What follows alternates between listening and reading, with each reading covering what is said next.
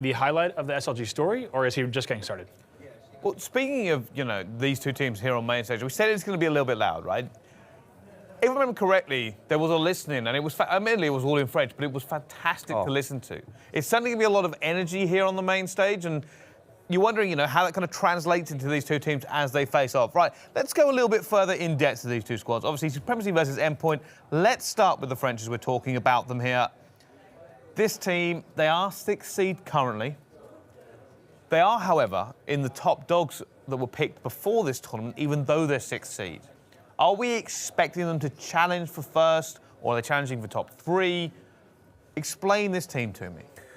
It's an interesting one.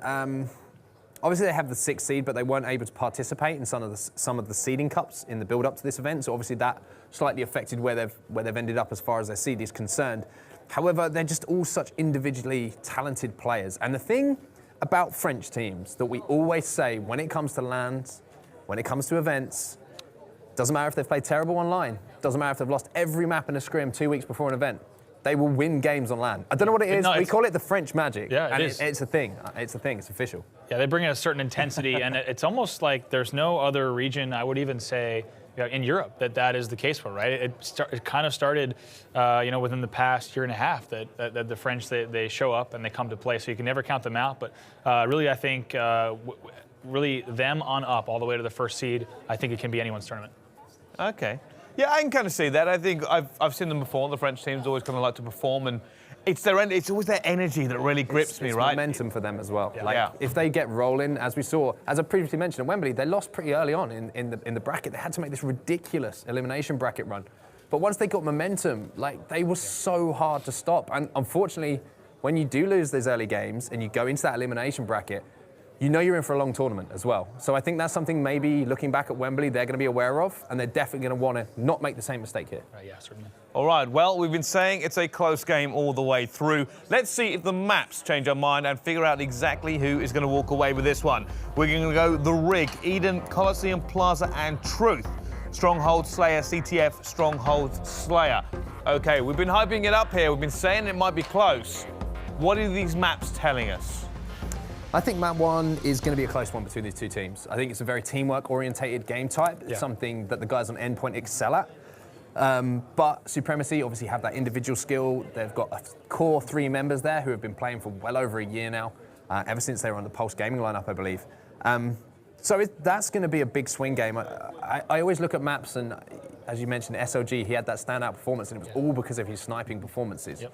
That game 3, Coliseum capture the flag. I see a sniper rifle on there. That probably favours them, but I can really see this going to a game 5. I think this could be a really, really close series, but I do feel like Endpoint need to get out to a hot start in this series to take it to that game 5. I think so too. I'm curious. I mean, we know that if Supremacy plays the right way, they can play game types very fast. And also I think their objective rotations, I think as long as they kind of keep coordinated, they can keep those going fast as well. So I'm curious to see Endpoint, right? With this new mix, right? Buck 20 does not have Buck 57 alongside him. With Septic in the mix, how will things shake out? And like we saw in the series that I got to cast earlier, Menace versus Zealous, right? Those openings, they tell a lot about how a series could go. And while granted you can have some back and forths, whichever team kind of comes out and feels the other team out the right way and knows how to control the pace of the game, it's usually a sign of things to come. Yeah, for sure. I think this is going to be a really tight series. I think it could be one of those series that's decided by a mistake or a big play. Yeah, sure. So, this is part 3 of live event. These two teams going against each other. I'm excited for it. I think what we're talking about a lot here as well is the fact that if Supremacy start off hot, we could be looking at a very short game. I think maybe the key is here to keep the momentum from Supremacy away. You've got to suppress them. Yeah. If you let them kind of just get loud, start smashing you in any game type, they're going to keep going at that same pace. They're not going to slow down. Well, an interesting thing about that, we mentioned they've lost Solar. Solar was kind of that energy, that in-game sort of voice you could hear. And you mentioned the infamous listening from the French team as they qualified for Worlds. Most of that was Solar, just screaming. I mean, my French is terrible, so I don't know what they were saying, but I know your Spanish is very good. How's your French? No. I've been trying to learn a bit of French, but none that would do us any good here. Okay, fair enough. I was hoping we might be able to translate it. But on the other side of the stage, you've got such a momentum, hype team in the French, but then on the other side you have Endpoint, very calm, very methodical. Yeah. The only player on that team who surprisingly is going to get excited is Buck 20. It's a little bit of a time now to put your expertise to use and condense it into a score line. Are you ready? Tough. On set, what are you thinking between these two teams? I'm going to go 3-1. 3-2 Supremacy. I want to see a game 5. Okay. Give a little bit more to My head says Endpoint then. 3-1 Supremacy, but my heart says 3-2 Supremacy. Okay, no love for the other team then? I'll go 3-2 Endpoint. Oh, wow, okay. Yeah, I think- What's the reason for that? Just curious to see how Nurix will fit in the mix for Supremacy, and being someone who has had a chance to watch the gentleman on Endpoint play quite a bit, I know what they're capable of. That said, I think it could go either way, but just for the purposes of going against Mark, I'll go. That's fair. Hey, that's never a bad shout. All right, let's get this game underway and throw it to our cast. Of course, this time around, it is going to be Side and Dan Gaskin. Guys, are you ready for this one? Yeah, definitely ready for this matchup. Definitely what you guys were saying, this is the best matchup I think we've had yet today. And we were just talking about this. This is a winner's bracket round 2. This is a little bit crazy. Should be a winner's bracket round 3, I think. And this potentially could be 4th and 5th seed, realistically, if we look at it. I mean, from the last online cup, I think they finished 4th and top 6, respectively, these teams. So this is a very early game to have a matchup of this caliber. A very exciting one, actually. I feel very lucky to cast it. And, you know, with Nurix coming fresh onto this team, Supremacy, tough matchup early. This is a lot of stress, I'd say, for this team. This is a lot of eyes are on them right now to see if Nurix can kind of fill that role that Solar did, and if not, even be better than what Solar was. Yeah, you wouldn't want to be facing off against the previously placemaking Pandas and Endpoint now in a matchup this early. You want to have a little bit of a chance to just get into the tournament, ease into it, start to get more comfortable as a team. But they've practiced together, they'll know what's what now, and it's time to get down to business, with Game 1 being strongholds on the rig. And what a way to kick things off, Mike. There you see, you've got the scatter shot, you've got camo. A lot of goodies here on the map to play with here. You're going to have players flying towards the basement, trying to get some control over here and towards that scatter shot right away, as I believe we see the railgun already go into the hands of SLG. So we'll move over to him and see what he's up to over here. Picks up another railgun kill. That's going to be 2, and not just that, he has the camo as well. Gaskin, what are you seeing so far? First of all, I'm seeing that Buck20 has synergized with 57 and become Buck2057, so he is just a duplicate. They are both Bucks just formed into one Buck, but so far I'm seeing great control, managing to pick up that camouflage nice and early. You're going to watch teams mainly go for 2 strongholds. Now, when we first saw this game type come out in Halo 5, you would just stick with the 2, you'd trap people at BR base, and you'd watch them spawn.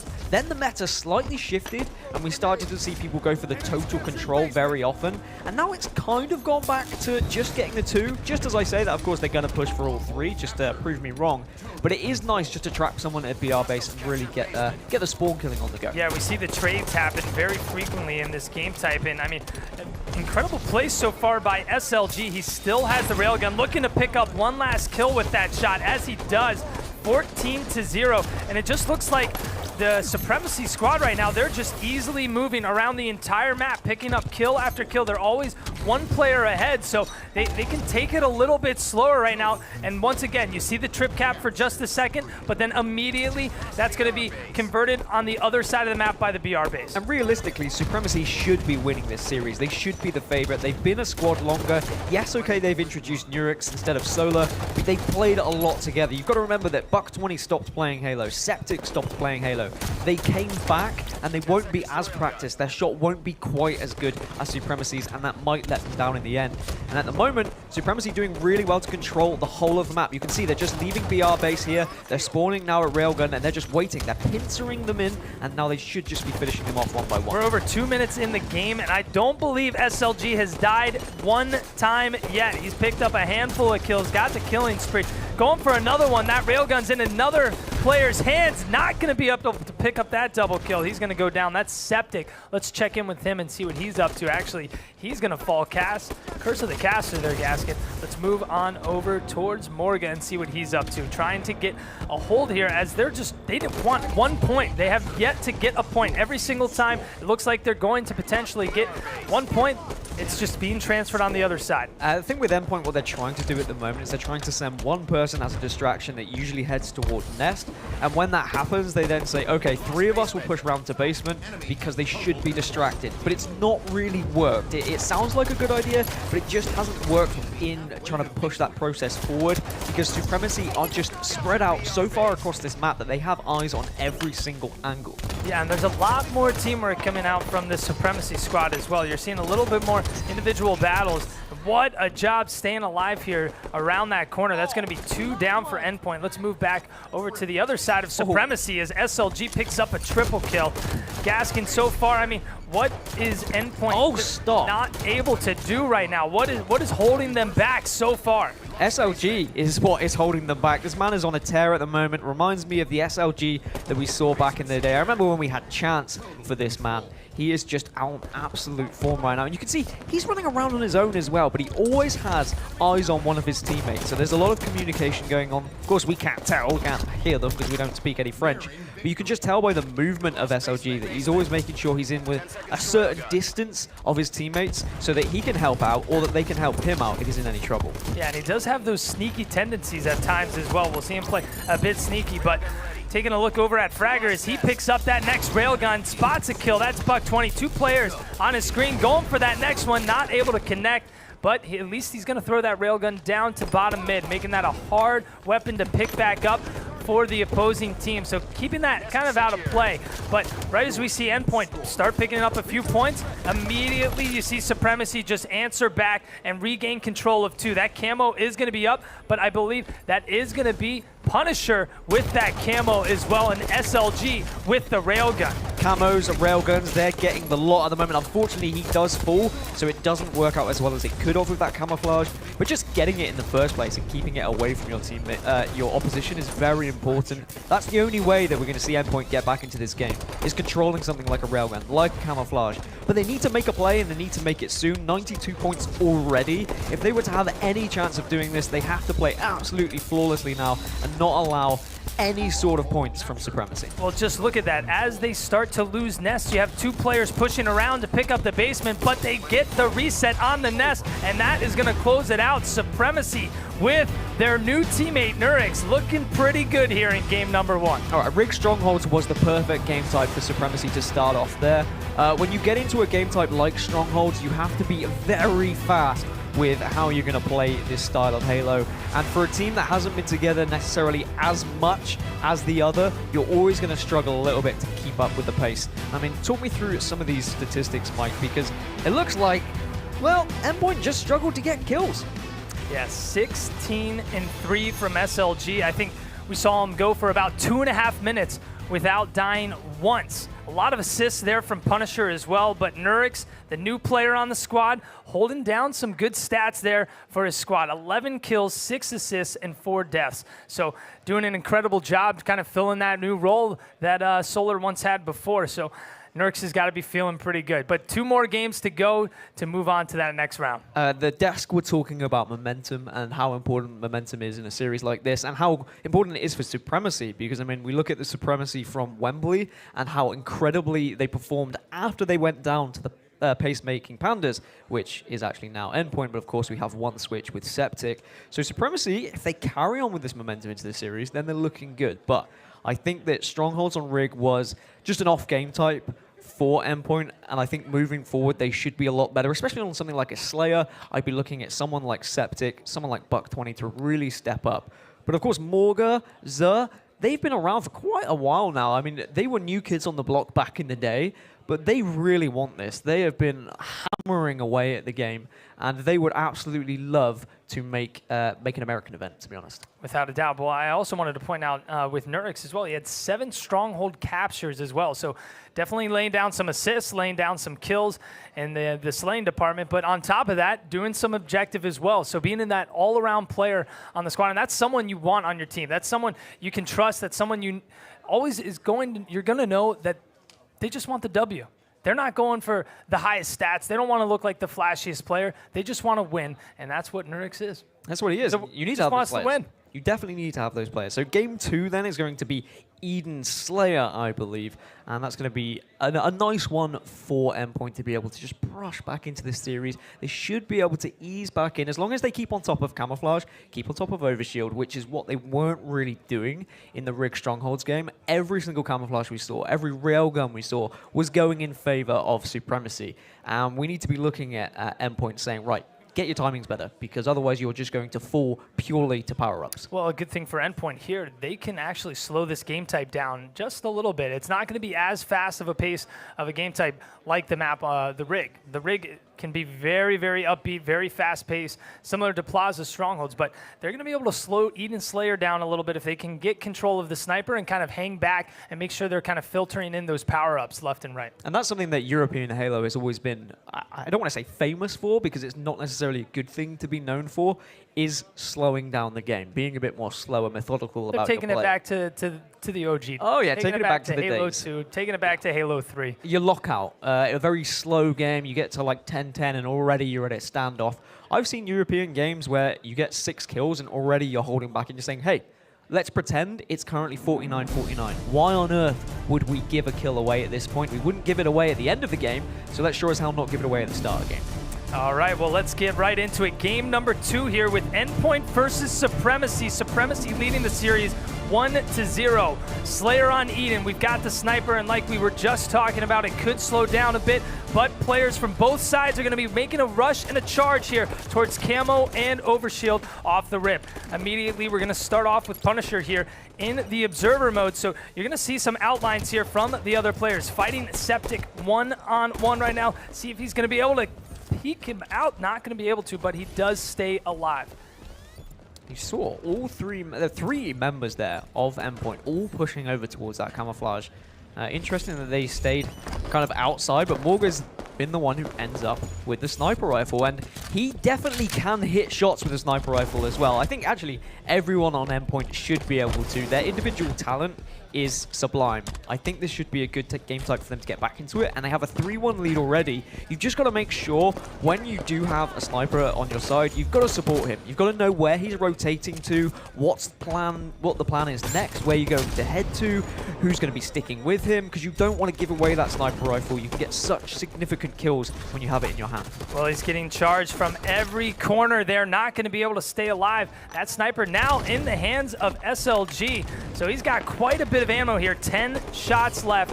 We're going to see if he's going to be able to take any players off here. Over in tower, spots 2, but not able to connect. So he's just going to hang back. Let his teammates just kind of be that focal point in front of him. And you know, that's one of the greatest things to have. You have teammates that are kind of taking those front lines, taking the shots, and you're able to either just get away with that sniper rifle, pick up a few kills, or just at least stay alive with this. But, you know, SLG not going to be able to even get away right now. Yeah, I like the attempt at rotating around. He certainly was well aware of where her opponents were, so he made sure that he could just move himself into a position where he tried to hit a shot, but unfortunately he got pincered there, and the sniper rifle does fall into the hands now of Xur, who hits a double. We'll be looking for the triple, actually. Can't quite find it, though. I think, actually, SLG was completely unaware, and that's what happens when radar is slightly disabled.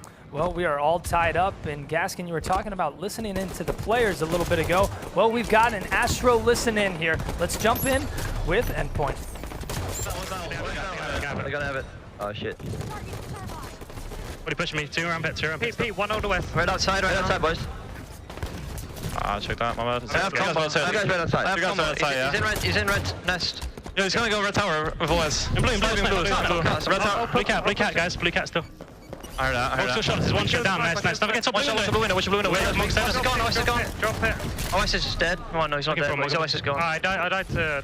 In tower, going top cat right now. From blue weak. I can't see from blue, mate. I'm bloody. Don't chase him. Minicam. No. Top cat. Frag gets one shot. I might get blue band. One. Blue top cat, boys. Blue band, Mog. Two guys are one on blue door somewhere. I have blue door. He's stairs, sniper, I reckon. Stairs and maybe sniper as well. Go on. Blue alleyway, guys. Wait, red's shooting you in the back, guys, as well. I'm watching bloody, boys. Red fan, one shot. One shot, mate. Let's go bloody. Down, got him. Don't forget, turbine. Going blue sneaky now. One shot bloody, mate. Blue sneaky as well, Pete. Blue sneaky up. And top cat. Putting one shot. Alright, here. He's going on camo. There's one around sneaky. One mid cat. Low cat. Blue stairs, one shot, going bait you. Get a snipe. I'm getting tower. Outside. Come in, blue door, no weak. Eric's gonna get blue sneaky as well. I'm coming back. He's weak.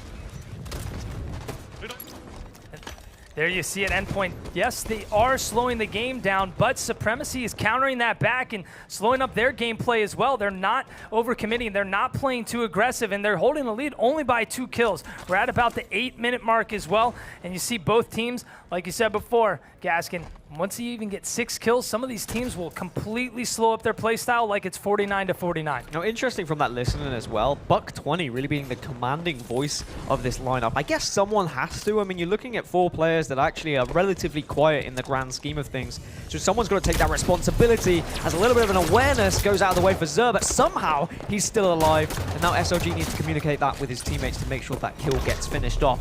One thing that's very important about Halo 5, and Halo that always has been important, to be honest, is just surviving, not giving away any easy kills. So good work from Zer there to be able to stay alive. Well, look at this. You've got Fragger here with the overshield trying to push in spots. 3 players from Endpoint here in the blue base, but look at this. They've all but disappeared. That's going to be 2 down for Supremacy, and there you're going to see it. Fragger picking up a few kills, picks up the double, trying to spot that 3rd player. He's getting a call out. Can't spot him out, though. He will be inside blue base to get him down to 1 shot. Now looking over towards Blue Ben, and he's going to get tag teamed and taken down over here. But 27-25, this game really hasn't gone too far apart here in between kills between these 2 teams. Yeah, Fragger was caught between a rock and a hard place in that kind of situation. He did well tagging up as many of his oppositions as possible, and then he was able to communicate with his teammates so grenades could come in. Sniper rifle now in the hands of Zer, and potentially we could see a comeback if he can get away and if he can get a position. Morga's been able to light a few enemies up as well, so this is a perfect opportunity now for Endpoint. They just need to make sure they actually get together so the sniper rifle can do some damage. You don't want to fall there. You need to make sure you've got cover. He kind of put himself a bit too much in the open for my liking. And you see SLG trying to get that sniper rifle, but he's going to get picked off as he tries to fall into the base. And that sniper, I believe, is still just going to be sitting on the ground until it's going to be Za who will find that sniper again. So, Gaskin, right now, you've got Za with the sniper. Where do you want to go? What do you want to do? That sniper is down again. Honestly, I wish he would be pushing around to Turbine with the rest of his teammates and just be close enough with them. Maybe Morga's going to do that now. Yeah, he's going to move around to Red Ben, to Blue Ben instead. You just don't want to be out in the open. Now that we see a new sniper rifle coming up, I'm absolutely okay with you being in red base because you have such a good vantage point, such a good position to make sure that sniper rifle can't be picked up too easily. But it's all about rotation, Mike, and it's something that we've not really seen too much in this game. The sniper rifle has kind of always been in a position where the opposition can get to them too easily. Overshield is now grabbed by Nurex. He has a sniper rifle as well, so he's got all the goodies, but I want to see him put them to work.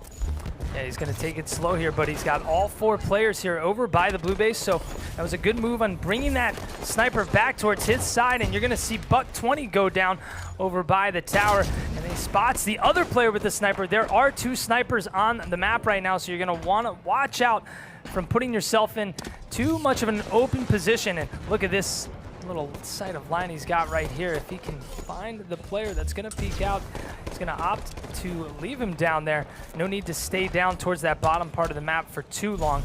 Check a few areas. Picks up the headshot on Septic. He's got SLG here around the outside of the turbine to give him some cover here and make sure he can make that push over and give a little bit of cover around the outside of the map. But 2 teammates still back at blue base. I mean, we're seeing a very passive gameplay, Gaskin. We are, and we just saw Septic jump out to try and help a teammate, and sometimes that's where communication can be a downfall. Clearly, he had a shout to say, hey, look, I'm in trouble, I need you to come and help me, but he completely disregarded the sniper being on the map, and he lost his head because of it. And now, Nurex, he's been doing pretty well to stay alive, but the thing is, you can see he's getting a little bit itchy. He's wanting to pick up those kills. You don't need to. You still have a 3-kill lead. You're more than happy to sit back. As long as you're not worried about someone spawning behind you, then you should be okay. Well, he does get spotted out at the top of Catwalk, and he is going to get out of dodge and go all the way back into blue base, back to safety, as he doesn't really need to be leading the charge. He's got his entire team across the map, and they're going to fall. Punisher and SLG kind of falling into the trap there of Endpoint as they're playing a very passive play style. Now 40-39 as Fragger goes down as well. If you're Nurex, you're just wondering why your teammates are dying right now. You want them to just stay back and just kind of create a wall around you instead of charging out too far and risking too much to lose here. So you've got the overshield up as well. Nurex trying to finish the kill. He gets some help there from his teammate as well, so picks up the double, but it's 43-42. Not too much more time remaining here on the clock, and not too many kills left. This is the Nurek show at the moment. He keeps putting himself in a position to try and make an impact in this game. Really big snipes that he hit, not allowing Endpoint to pick up the overshield there. That would have been a massive swing point for this game. Instead, we're still at 43-42. He still has some bullets to work with. If he does get pushed, Morga gets taken down. Another big important kill. That new sniper rifle is going to be up in 5 seconds as well, so expect Nurex to keep his eye on it, but he needs to be very careful from being pushed to the left. If you're Nurex right now, Gaskin, what are you doing? Are you hanging around here at the top nest? Are you going to try and maybe hang further back in the base just to keep a good sight line on that sniper? And I believe that sniper did get picked up already by Fragger. Honestly, it's a very tough decision because you are well aware that enemies could be pushing from your left, and he has no support to that left. So he's going to be a little bit worried. He will be communicating to his team saying, hey, I need you to watch my back if I'm going to be watching this sniper. You're completely right. The sniper got picked up, but Nurex has just taken down Buck 20. That's still a 3-kill advantage. Just 4 kills more now needed for Supremacy. I'd expect them to start getting a little bit more aggressive now. Now the spawns are a little bit cycled, a little bit stagnated. You see them push in. Fragger picks up another kill. That's 48. Just 2 more needed. Supremacy, they are hunting blood. Yeah, and when you have 2 snipers on your team like this, that's the last thing you want to happen if you're on Endpoint. Supremacy coming in with the Hydra kill. On top of that, that's going to be Punisher picking up that 50th kill, but all the power weapons going into the hands of Supremacy, keeping their focal point on getting those snipers constantly. And you saw Nurex with the sniper. He was able to give some cover and allow Fragger to just swoop in and pick up that second sniper. Yeah, the fact that they got so many power weapon kills was incredible. They only actually found 1 sniper rifle off spawn. All the other times it'd been picked up by Endpoint, and they were just finding it. They were just hunting down that sniper, making sure they shut it down. Take a look at these stats as well. We were just talking about how Nurex kind of does it all from that first one in game number 1, the Rig Strongholds. Well, in game number 2, he has definitely done it all again. He was sniping. We saw multiple times picking up multiple sniper kills, and now laying down the most kills on his team. 16 kills and a decent amount of assists to tag onto that. Yeah, and I really enjoyed the patience as well from Nurex. You saw in his gameplay he was getting a little bit itchy to push up, but he waited for the right moment. He was waiting for teammates on spawn, waiting for when overshields were going to be coming up to make sure he could reposition himself, to make sure he could make an impact with that sniper rifle. Because it doesn't really matter. If you've got the sniper in your hand and no one's pushing out, the game's just dead. That's absolutely fine. You need to be putting yourself into a position to actually deal some damage when the map is going to get a little bit hectic, when the overshield's going to be popping out. Well, going into game number 3, that's going to be Coliseum CTF. It can be played a little bit slow sometimes, but it can be a very fast game type where we've seen it end in under 2 minutes. So if Supremacy are going to be able to potentially do that, I mean, and end this game very quickly, keep up that aggression. We saw Nurex with the sniper rifle go off. Is he going to be able to go off and keep that other team at a bad spawn trap, whether it's the cave or is it over by the elbow? If he gets it in that Royal 2 spot, I mean, Endpoint, it's not going to look good for them. They really have to make sure that they're not getting caught back inside of their base. Yeah, Endpoint, they were doing more right things in that last game, especially when it comes to timing. The sniper rifle, they were always making sure they grabbed that sniper off spawn. So going into Coliseum, getting the sniper rifle, getting the rockets, that could really help them and potentially could help them move forward in this series. Because obviously if they lose this, they're down and out. That's going to be 3-0. They drop to the losers bracket earlier than they probably would have expected. So certainly, yes, okay, your timings are fantastic at the moment, but your positioning is where the questionability comes in. You've got to make sure you just push with those teammates when you get one of those power weapons, because we saw a lot of times with the sniper rifle, they were caught out, they were left alone, they gave it away to Supremacy, and that's how Supremacy got their advantage. Yeah, I mean, if you're on Endpoint right now, you've really got to leave these last 2 games behind. You really needed to get game number 2 in the books there, and you needed to tie it up 1-1, but even though you lost, there's still 3 more games. It's going to be a long road. We've seen many reverse sweeps happen over the course of Halo 5. Out of every HCS event, it's possible. It can happen, but you're going to have to slow down Supremacy because it seems like Endpoint, they really favor that slow, methodical gameplay. They don't work as well once the gameplay moves to this higher speed. Honestly, I really want to see Buck 20 get the sniper rifle a little bit more. No offense to the likes of Morga and Xur. They are really good and actually probably better at hitting shots with the sniper rifle. But I feel like Buck 20 has that experience, that history and knowledge to really know when to rotate. A nice early start, getting 2 kills. Starting strategy seems to be on point for Endpoint, no pun intended. And that is going to be a flag pull already. Just got to be careful for those spawns on elbow.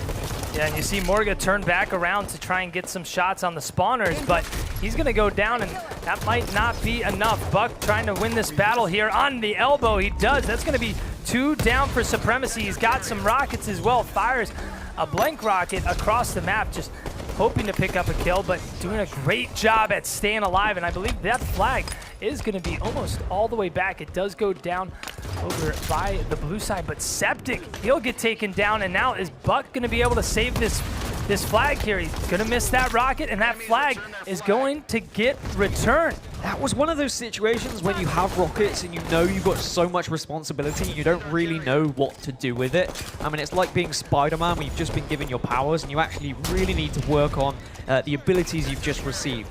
Get in the face, get at least 1, maybe 2 important kills. Don't worry too much about your placement, as actually on the back of that, Supremacy have managed to pick up a flagpole, all because of some flimsy play with some rockets. Yeah, and you saw SLG just really hold it down over by the cave, making sure no players were able to easily and quickly run out the front of the base. So players had to alternate that route and make that long route all the way around, so nobody was in place to get that flag. But look at this, right as we talk about a counter, we're about to see another counter here from the other side from Endpoint to tie it up 1-1. So they are still in this, but they have got to make sure they're capitalizing on these flags that they get all the way back to their base. Yeah, counter of a counter, and that's pulling another flag. Already it's running through the sniper rifle.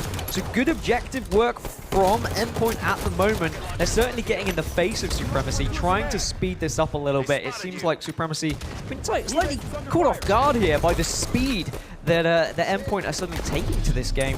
And this flag is so close to being put in, but Supremacy are bombarding this base and actually get the flag return in the end. So all that hard work, getting that flag all the way across the map, and it is put to bed by Supremacy, who now have map control. They've got sniper rifle, they can watch these spawns, and they should be able to run this across the map if they can find the spawners on elbow. Well, it looks like Punisher was able to get the flag out towards the center of the map, but doesn't look like that's going to be going anywhere until Fragger is able to get over there and pick up the flag. He gets rocketed. Oh! A triple kill by Buck 20. That's a very nice rocket.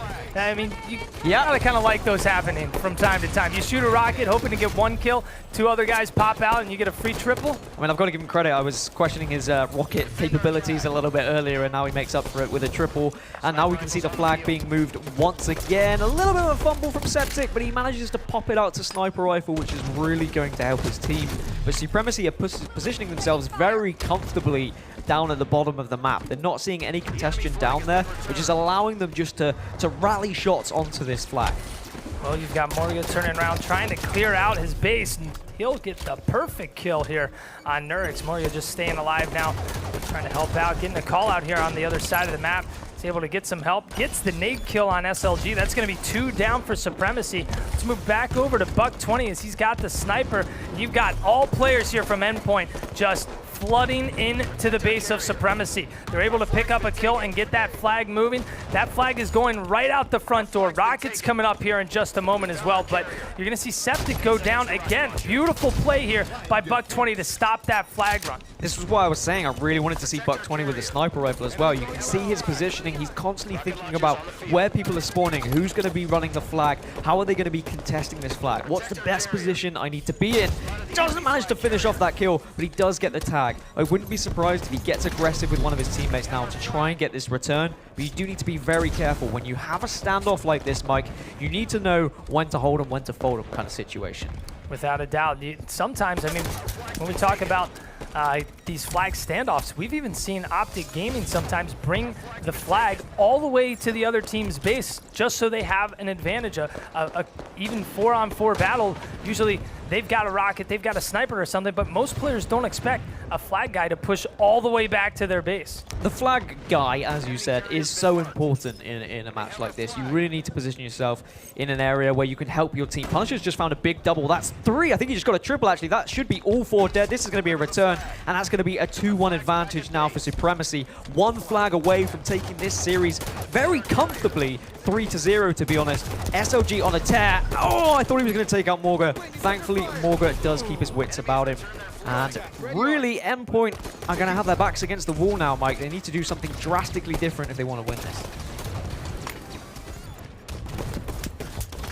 All right, over to Septic with the sniper rifle right now, trying to get into the base here. We saw all 4 players moments ago infiltrate the base, but they weren't able to get the flag past that 50-yard line. It seems like every time it is just getting stuck in the oven area.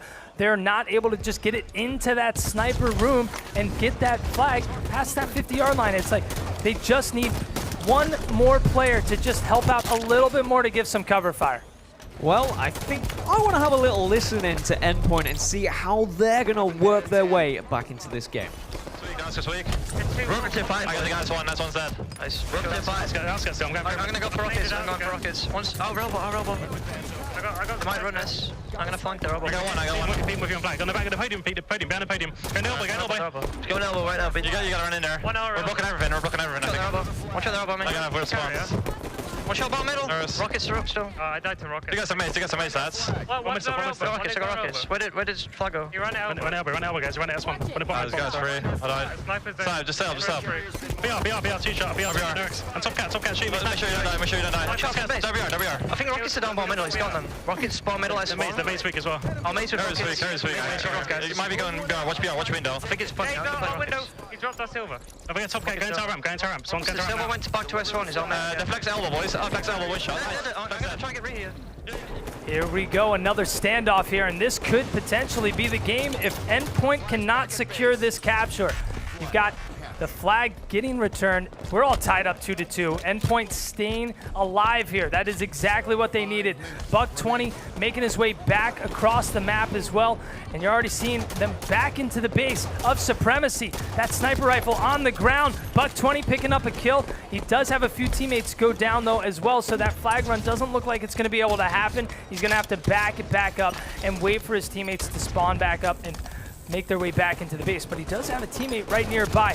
Gaskin, anything Buck 20 needs to do in specific at this moment? I mean, he needs to chill his beans out a little bit. He got that sniper rifle when he instantly pushed into the opposition base, eventually falls. He could have fallen back a little bit, but he wanted to stay aggressive. He was supporting his teammates, so I could understand why he did that in the end. Now off the spawn, Punisher. Supremacy, they've kind of got their backs against the wall, being stuck in this base. They're trying to push out. They want to get that sniper side control. As soon as you have that sniper side control, of course, you have somewhat of an influence over the spawns, and you can start pushing in and grabbing this flag. You're rewarded with a sniper rifle. Back off. You don't need to take this challenge at all. Just communicate that with your teammates and allow them to finish it off. Punisher trying to stay alive still, and I believe those rockets were picked up as well.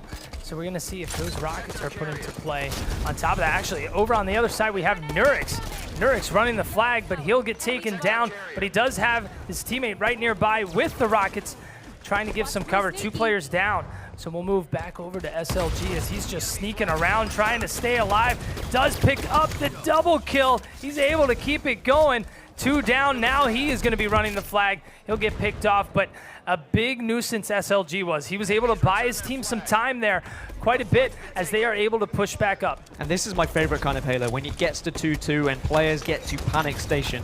Kills at the moment are pretty even. I think it's 56 apiece, so this is literally the closest game we've seen today. And Morgan just going to try and stay alive. Sniper rifle up in 10 seconds as well, so look for teams trying to get control of that. Meanwhile, Septic doesn't realize there's someone above him for rockets. That flag's going to be returned, and we're back once again to a standoff. 3 minutes remaining.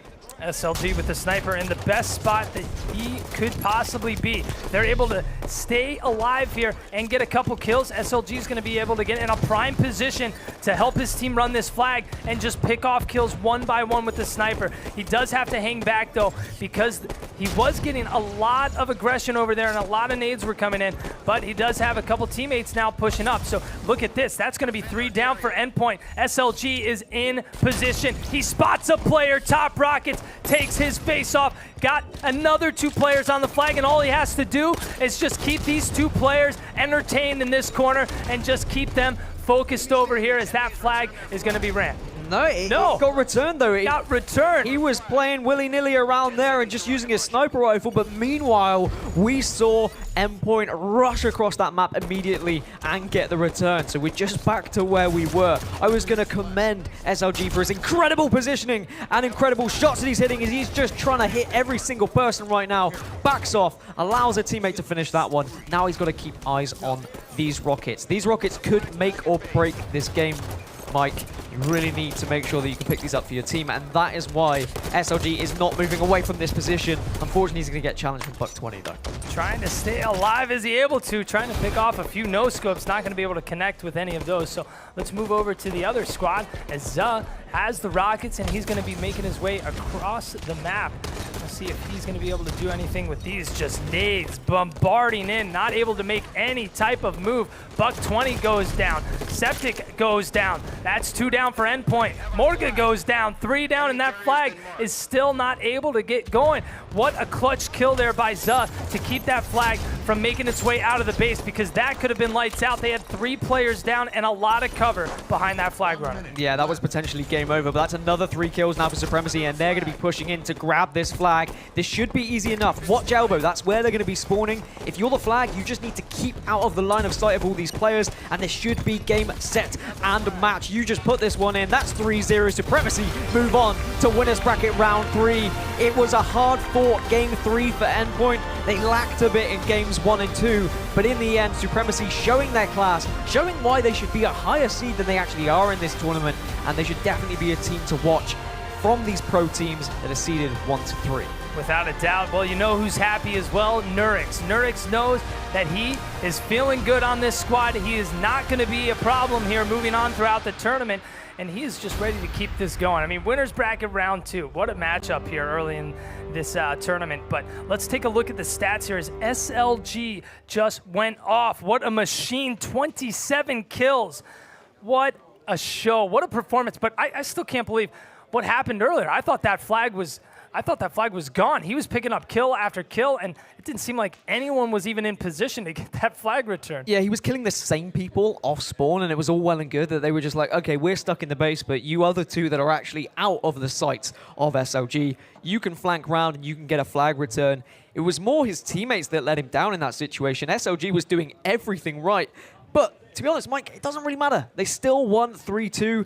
They've still won the series 3-0. It's a confident display and definitely a momentum builder going into the rest of this tournament. If they had struggled against a team that have newly formed, against a team that 2 players had quit and come back, then I think they would have been somewhat disappointed. However, with this incredible result for them, I think that we need to watch out for Supremacy. I think maybe we might see an on-top of form Supremacy like we saw at Wembley. Well, also, I mean, with Endpoint, I don't think they're that far behind. They lost 3-2 here. They lost by just a handful of kills in game number 2. Not so hot in game number 1, but I think Endpoint, if they're able to kind of fix a few little errors that they kind of keep committing, they might be able to put up a better fight here moving on throughout the tournament. But that's going to be it from us here on the desk. Back to you, Brycey. All right, thank you very much. Well, it was a 3-0, but a few of the maps were very close. Technically, that makes Onset a little bit more right than Brav, but slightly. Not a lot. Yeah, I'll take the loss here. I wouldn't say your win is. Should have stuck with your Not head. like a conclusive win. No. It's Interesting, right? Because it says 3-0, but first map, yeah, okay, a little bit one-sided. As we move on through, it actually got closer and closer as it went through. So, if anything, you can say maybe it was Endpoint starting to get a little bit better over the series. Now they had a good challenge, able to kind of knock some of those rough edges off a little bit, I think. Yeah. Yeah, I'd have to agree with you. I think the first game showed a practice team against a non-practice team, but they grew into the series. We saw that second game. Eden Slayer was probably a great game type for them, to be fair. It was one of the slower game types on the circuit. Gives them a little bit of time to sort of feel their way back into, a live environment. And they had opportunities to win that game. It was just the snipe towards the end fell into their hands. But you're I think you hit the nail on the head. It's one of those 3-0s that probably shouldn't have been a 3-0. Yeah. There was more than enough opportunity for the guys on Endpoint to win some of those games that they just couldn't close it out.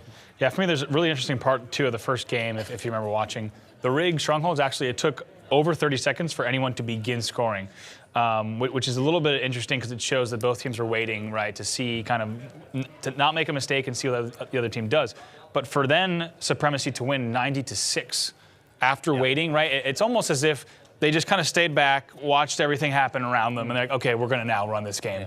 They won that 100-6, of course.